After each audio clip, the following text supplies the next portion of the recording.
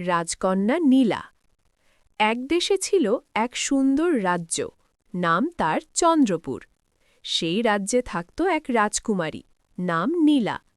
নীলার চোখে ছিল স্বপ্নের ঝিলিক, আর মনে ছিল মানুষের জন্য অগাধ ভালোবাসা। চন্দ্রপুর, তোমাদের সুখী আমার স্বপ্ন।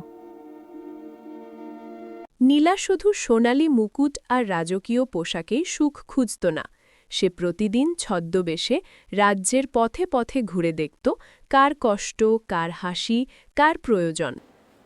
রাজকুমারী হয়ে নয়, আজ আমি তোমাদের একজন। একদিন সে দেখল দূরের গ্রামের মানুষ পানির অভাবে কষ্ট পাচ্ছে। রাজপ্রাসাদের ঝর্ণা থাকলেও গ্রামের কুয়োগুলো শুকিয়ে গেছে। পানি নেই? এত কষ্ট তোমাদের? নীলা দেরি না করে রাজদরবারে গিয়ে বাবাকে সব বলল।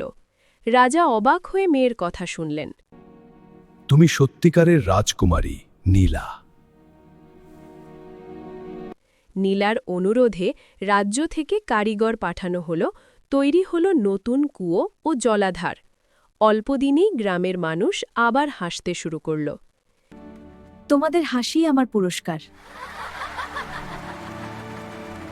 এরপর একদিন রাজ্যের ঘন জঙ্গলে আগুন লেগে গেল।